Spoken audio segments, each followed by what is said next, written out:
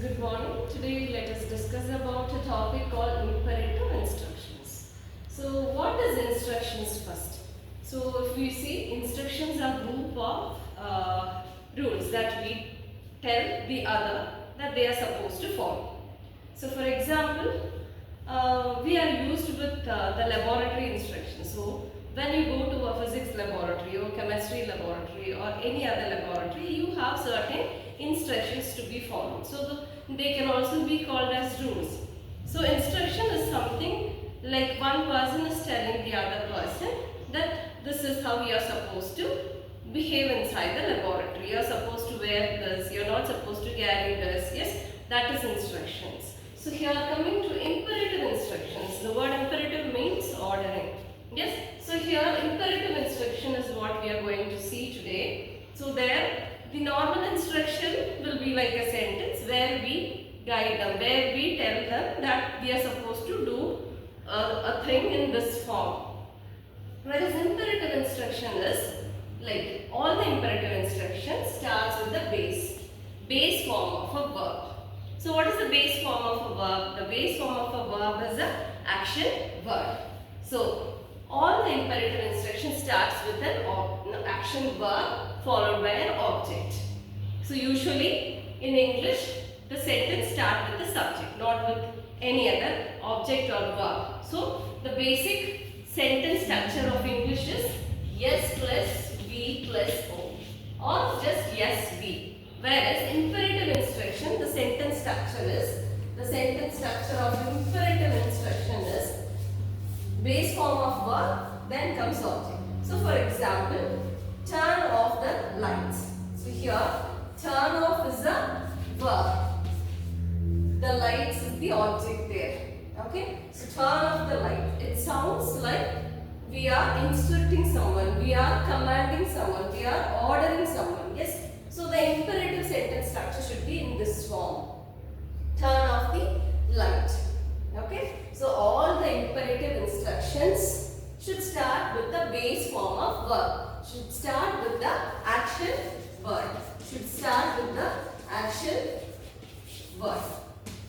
Yeah, that is the basic rule of forming in imperative instruction. Now let us go to the other forms of making imperative instructions. So it can be in the form of command, it can be a request, it can also be in the form of a warning or in a negative form. So there, stand up, that is an example, stand up. It is a command, stand up. Okay, request, please stand up.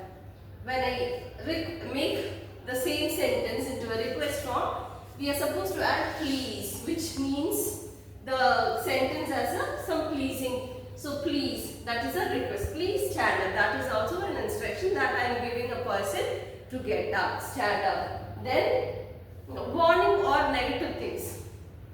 So here, if I tell somebody do not, yes, do not, don't stand up, do not stand up. So that means you are not supposed to do that. Yes, so it is a warning and also it is a negative form of instruction. Yes, so these are the three kind of imperative forms where we can use while writing or while we instructing others. So one can be in a command form or a request form or warning or a negative form. Yes, so the command is the form of imperative, same base verb. Then the request we should add please, and in the negative or in a warning where we are supposed to use don't. Okay, so these are the three forms where we can use while framing instruction on any topic. So here, let us see another example. You should open the window. It is a basic instruction that usually we give. It is not an imperative instruction actually. It is a basic instruction that we give. Okay, you should open the door. Now let us try to change this normal instruction into all the forms that we have discussed now. So here, you should open the door. So when I remove the subject, yes, and the modal verb there, open the door, open the window, that makes imperative form, it is a command, open the window. So when, if I want to make it as a request, please open the window, and not using any auxiliary verb there. I am using the word please. Okay, remember that. Can you open the door is also a pleasing form, but we are not supposed to use it in an imperative instructions. So instead of that, we are using the word please as a request. That is also an instruction. Please open the door. Okay. So the next form is negative. In case of changing the same instruction, if I give somebody, so I say don't. Just using the word don't, it is a warning. Don't open the door. Yes, it is a warning. It is not a command. It is a warning. Don't open the door. Okay. So did you all understand the three forms of instruction that we can use in giving instruction to someone? Yes, these are called imperative instructions. There are so many kinds of sentences that you would have learned as a basic sentence forms. There you have imperative forms.